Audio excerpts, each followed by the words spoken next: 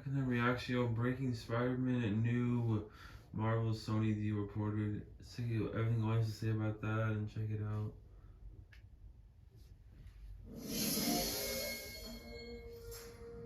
What's going on, guys? Welcome to Everything Always. My name's Michael Roman, aka All Fires. Now, believe it or not, it's been a full 3 years since the fiasco between Disney, Marvel, and Sony, where Spider-Man Tom Holland's iteration was pulled out of the MCU, at least temporarily, while they figured out a renegotiation for how they would share the character. Now, long since then, you don't have to worry about, at this point, Spider-Man ever being pulled back out of the MCU. Well, we'll talk about that in the distant future. There's just too much money to be made on both sides of the aisle for Sony and Marvel with a Spider-Man in the Marvel Cinematic Universe for as long as the Marvel Cinematic Universe is going. But no contract lasts forever, and it appears as though we've reached the next term of the negotiations between Marvel and Disney. Today, a huge update coming from an industry insider and fellow YouTuber that they are making headway on that. Tom Holland's contract to follow. We're going to talk about what movies this may include outside of Spider-Man 4 and the obvious major crossovers like Secret Wars and Avengers King Dynasty. There's some other films that he has a real likely chance of showing up in,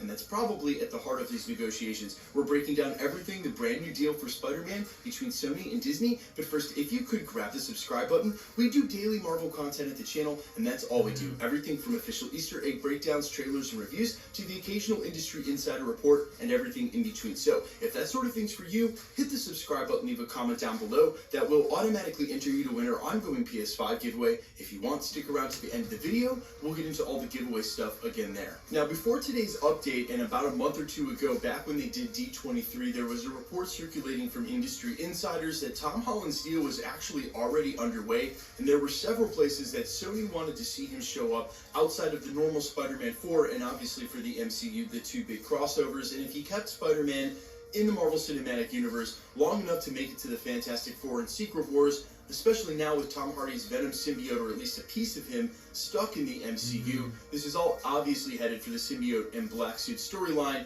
that eventually Reed Richards is going to blast off circa 1984's Secret Wars. But long before there are several spots in the MCU that could really call for a Tom Holland or Spider-Man appearance. Number one, mainly the Fantastic Four, where during Amazing Spider-Man 1, he crossed over with that team several times in the comics as well.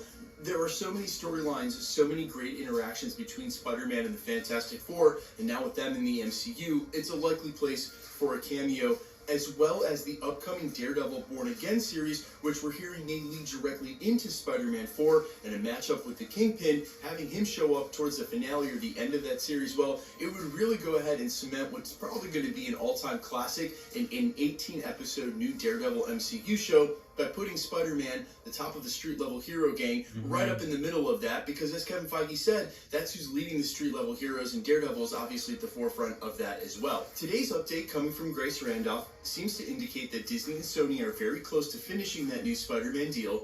Then they'll work on the deal for Tom Holland, for Spider-Man 4, King Dynasty, and Secret Wars. And as I said moments ago, those three franchises, they're the least news part of this story. Amy Pascal, longtime Spider-Man executive over at Sony, literally was confirming Spider-Man 4 days after the initial release of No Way Home. And from the higher-ups like Kevin Feige over at Marvel, Spider-Man 4 has always been coming. There's just no release date yet. And if you're wondering why in the world we went through D23 and San Diego Comic-Con, and they have not announced a brand new Spider-Man movie now almost a year since Spider-Man No Way Home came out, it's because they need to get through this paperwork, they need to get through the deal, then get through the deal with Tom Holland for the places they want him to show up, then we'll get an announcement. Speaking of which, it was rumored literally 2 weeks ago that Spider-Man 4 would look to get a release date sometime in the summer of 2024, and I didn't run the story here at the channel. Almost everyone around me did. I gave pause for a second because if you look at the current release slate for Marvel Studios, where Blade was at the end of last year, which has now been delayed into 2024, leaves an enormous gap between when the Marvels come out in July, summer of 2023, and when Captain America New World Order comes out in May of 2024. We're talking about almost a full year. And while yes, they could go ahead and release it whenever they want because this is Sony's call, in 2024, you have May 3rd for New World Order, Thunderbolts on July 26th, Blade on September 6th, and Deadpool on November 8th. They were calling for a July or June release date for Spider-Man 4, which would put 3 Marvel movies in 3 months after having no Marvel movies for almost a year. And it does not take a scientist to figure out, guys, just look at the enormous gap on the schedule. Spider-Man 4 is going to come out sometime between when the Marvels are released on July 28th, 2023, and when New World Order is released in May of 2024. Almost a full year. You can count on Spider-Man 4 being wedged somewhere between those. And if you're saying, hey, well, there's not enough time, they'd have to go to shooting next year, how would that all work out? There's plenty of time. They've literally been working on that script, working on the details, working on the project development and pre-pro since Spider-Man No Way Home all the way back in 2021. Kevin Feige said it himself, only to confirm it for fans so we didn't have any fear of him leaving the MCU, that they were already working on the 4th film. So they didn't have to have the paperwork done, have the fine print worked out until they worked it out themselves. It sounds like they got the plan in line. Now they're moving to the contracting,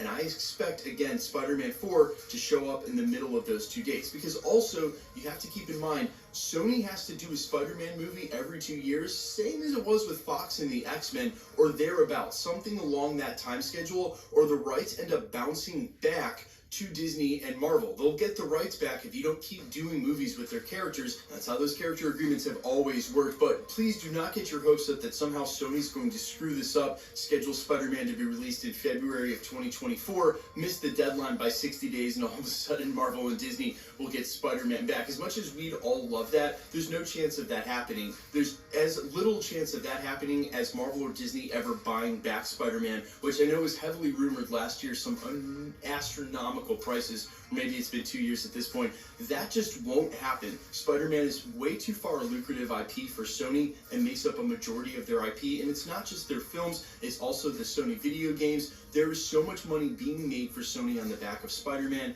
and with their extended cinematic plans now, there's no way that they can give up the rights to not only Spider-Man, but all the adjacent characters that go with him. That would basically close their studio house. They've still got films like Kraven, Madam Web, and others in the pipeline, which brings me to my final thought on this video.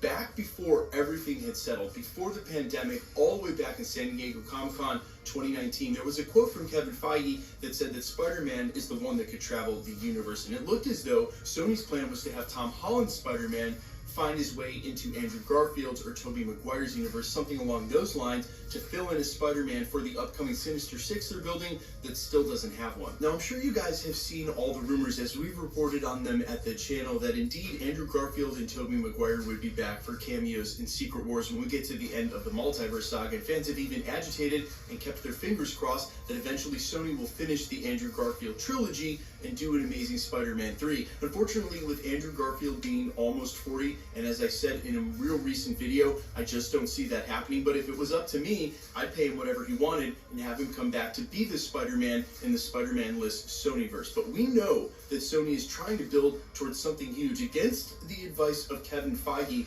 And in a recent video covering what's supposedly a leaked part of their slate, it looks as though Sony's trying to build towards a Spider-Geddon film.